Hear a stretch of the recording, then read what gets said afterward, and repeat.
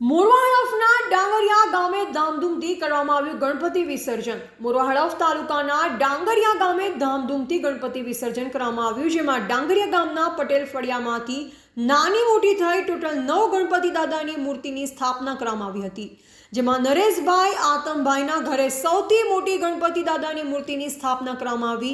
આ ગણપતિ દાદાના વિસર્જનમાં ડીજેના તાલે વરઘોડો કાઢવામાં આવ્યો। આ વરઘોડો ઘરેથી નીકળી ગામમાં કોલિયારી નદી તરફ જઈ ગામના તળાવ પર ગયો।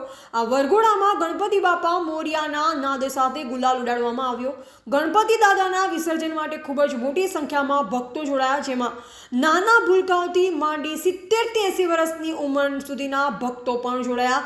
ડાંગરિયા ગામના તળાવમાં ગણપતિ દાદાની આરતી ઉતારી વિસર્જન કરવામાં આવ્યું। વિસર્જન કરાયા બાદ આવેલ ભક્તોને લાડુ, કેળા, સફરજનનો પ્રસાદ આપવામાં આવ્યો હતો।